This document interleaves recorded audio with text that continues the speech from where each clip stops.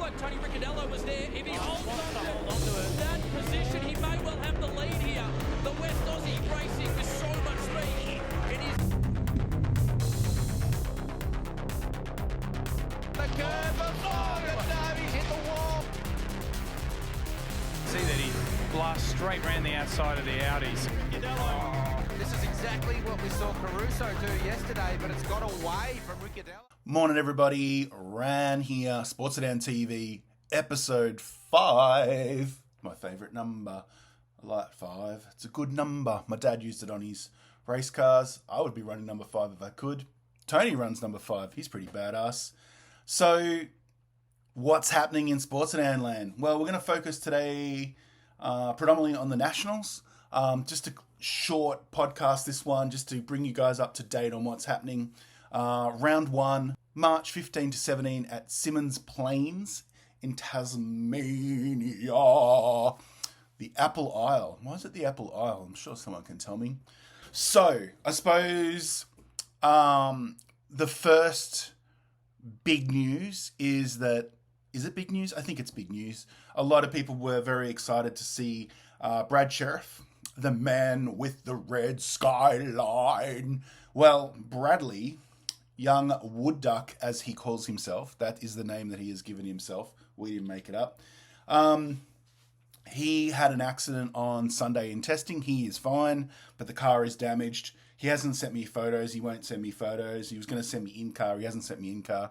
So I'm assuming that means that he's not too happy about it. And he isn't too happy. He said it's his fault. He just ran out of talent, I think is what he actually said. We all know Brad has some talent. He just talks himself down. He goes all right for a old whiskey drinking Tasmanian.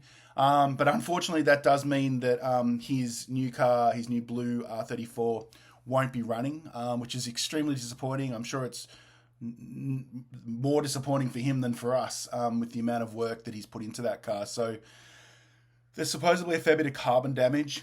And as he told me, that carbon isn't cheap and it's not something you buy from Bunnings. So I'm assuming that he will be waiting on spares. Look, don't quote me. Don't put bets on this, but I reckon there is a chance he will rock up. He said he's not. He said, I'm not going. It's not happening around Finito. But I don't know. I've just got some sort of feeling. There's been a bit of secret squirrel stuff around Sports Sedans this year, more than recently, and So, but at this stage, he's not running, which is disappointing because we really wanted to see how that car would go against the front-running national cars, which probably brings us to the second confirmation again, unless he's playing secret squirrels. But I've been talking to Tony a fair bit via text because I don't use phones like normal humans because I don't like them. But I will text you all day long and night. And Tony said he is definitely not going. He is waiting on engine parts and he's doing upgrades to that car. So I suppose I'm putting 1 and 2 and 3 together and coming up with a number that adds them together. And I'm assuming that he will be probably upgrading bladder tank and upgrading seating in preparation for those regs when they do come in. Look at earlier episodes if you want to hear about that, but we don't have any confirmation of exactly when that's coming in, but I'm assuming he's doing that. I know that when I spoke to him at Gold Coast, he also said that the bodywork had been patched up a lot and was getting quite heavy, so he's probably making a fresh body, not a Ferrari body, the same body. And his main concern is that he's waiting for, his main issue, I should say, is he's waiting for engine parts. And as someone that has now got a NASCAR-powered sports sedan, I can tell you it's very difficult to get parts in Australia.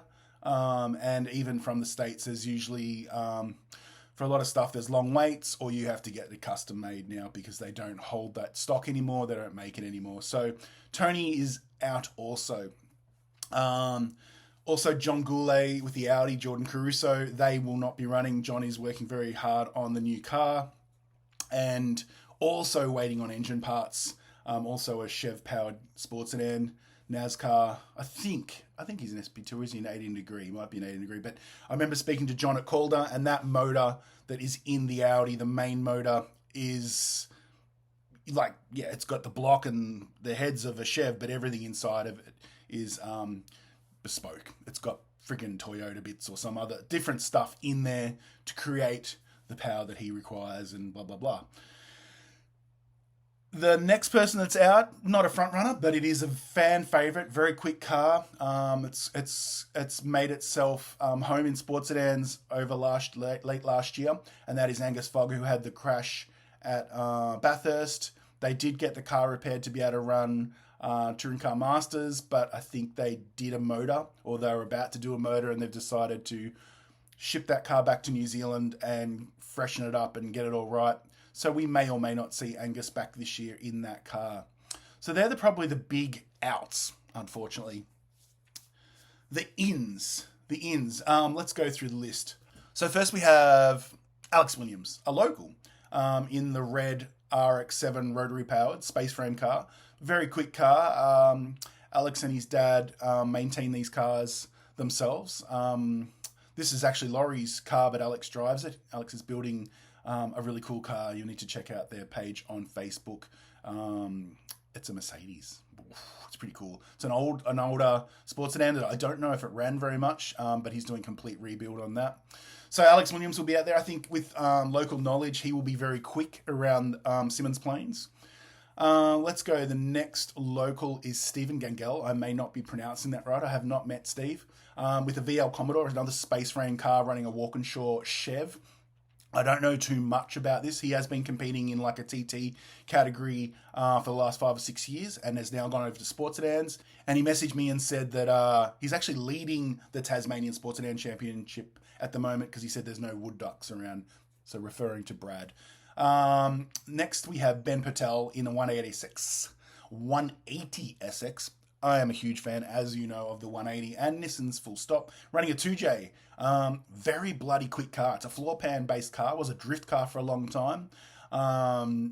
Looks like the guy can drive. Ben looks like he can certainly steer that thing. I find that the guys that have come from drifting who were good drifters and did it for a long time, they're just really got great car control when they come over to circuit racing. And you know, they're not afraid to grab the car by the scruff of the neck and just chuck it around there. So, look, can he mix it with the front guys? I don't know, but I wouldn't be surprised. Like, my dad loves to say that, you know, floor pan cars, there's no reason why they can't be winning sports sedans. And I was quite adamant that that's not the case up until recent times. But I think the right built car, I suppose it's hard to move weight around. Sometimes it's hard to be able to get access to things, so it makes it a bit harder to work on. But Benny Patel, let's check it out. I think that's going to be pretty badass. Kim Barwick. Kim Barwick is the next guy from Tassie, next local running, and he's running in an R32 that was old Hooper Hooper's car. So Brad Sheriff built the motor, and I don't know if he built the car, but he definitely had a hand in it. Don't know exactly how much, but that is a very quick car, and Brad has told me that Kim should be pretty bloody quick. It'd be very interesting to see. Kim was racing a Commodore before that, so he's finally seen the light and gone to Nissan. Go Kim, I'm already a fan. So they are some of the locals. We're still waiting on some more of the list. But let's go to the mainland people. So first let's have the Ingrams, both in rotary Mazdas, one in an RX-8, one in an RX-7. The RX-8 is an ex-IMSA car, but been completely rebuilt.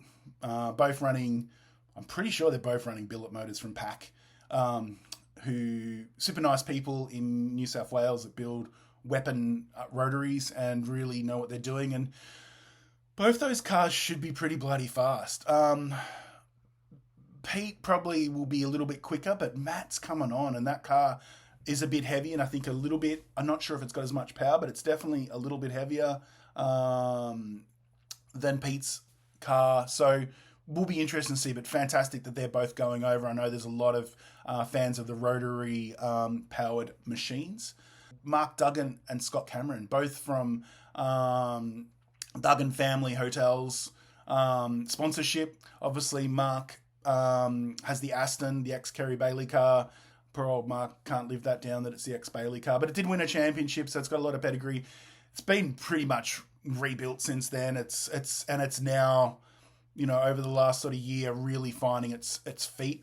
They've done a lot of changes in the behind the scenes with team, and Mark's put a lot of effort into the engine program and sort of working through the issues that car has had, that he sort of inherited to a degree. As race cars evolve, get faster, they start to brake more. So just working on things, making it his own car. And I think definitely by now it is his own car. So it'll be really interesting to see how Mark goes. Scotty Cameron with the Commodore looked really good at Bathurst in the combined sedans event that he did. And I think with a fresh motor, Dave, his dad, has been working really hard on the car, and they've done a lot of upgrades. I think last year they put new uprights on it. I'm not sure if they put new brakes, but they did a fair bit of upgrades, but they had their engine let go, which sort of put the end of their campaign proper in 2023.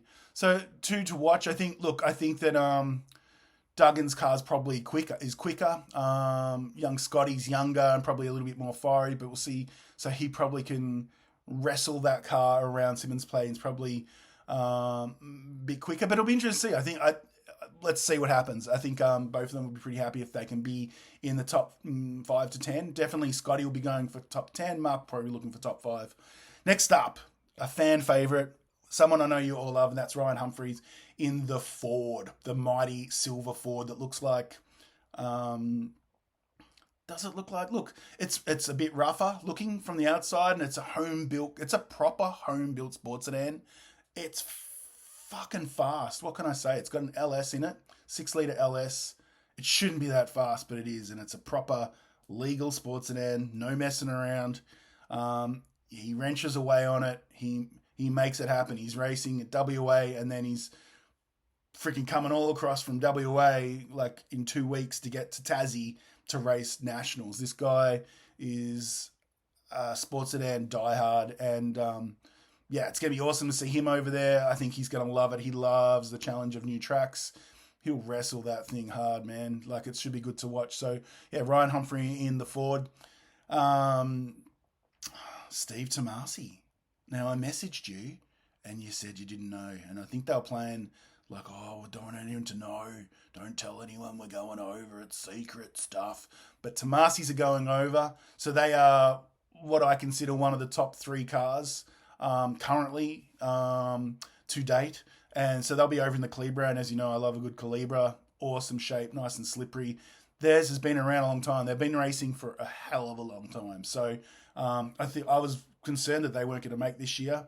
They had sort of engine niggles. I don't know if it's problems, but just little things were sort of upsetting their plans last year, and they didn't really hit the stride. They did win a couple of races, so why can't they win another one? They probably can. So it'd be good to see Steve over there. He comes to grips with tracks pretty quickly.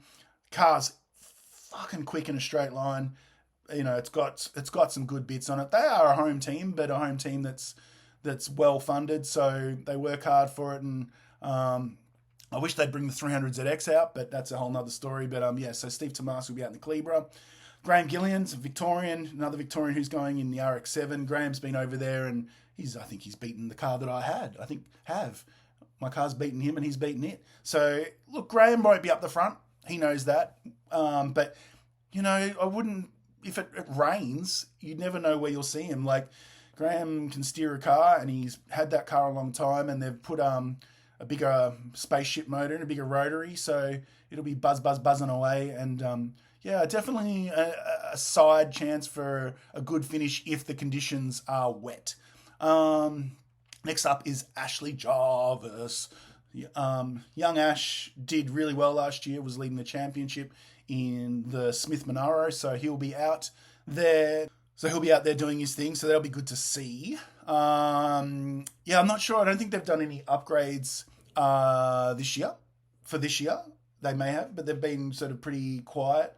But look, he keeps getting faster as he gets more comfortable with that car. Can it mix it with Tomasi? I don't know. But, look, without Tony and John there, it's definitely going to give him a chance to be, I'd say he'll be aiming for podium finishes over the weekend, unless the Tasmanians pull something out of the bag, which they may. I'm definitely not discounting them. Another Monaro will be obviously Michael Robinson, Robbo, who runs National Sports Sedans along with John, but does a lot of the work. I don't know how he can focus on racing when he tries to run, herd a bunch of racing cats that do what they want. And yeah, I think props off to you, Robbo. You're doing really well. But yeah, so Robbo will be running the Monaro. He's still building the Mustang. It's still a little way off. I'm sure he would like it there right now, but it's not. Talking about Mustangs that aren't Mustangs, I don't know what to call them. They're Mustangy looking cars. Something to do with Mark cars. I don't really know what to call them, but Jeff Taunton and Steve Lacey will both be running in those cars. I would like to know, there's a bit of funny stuff, whether they're a Mark car or some other brand, I don't know, but they're built by Pace Industries. They're pretty bloody quick. They look like Mustangs. One's green, one's red. They should be pretty fast. Both got LSs in them. So Jeff Taunton, he was quick at Bathurst. He's got pep in his step. He wants to mix it up with the front boys. He's not there to fornicate. What do they say? Fornicate with arachnid or something instead of fuck with spiders. But so he'll be there going hard. So definitely watch Jeff. If he gets a sniff, he'll be in there.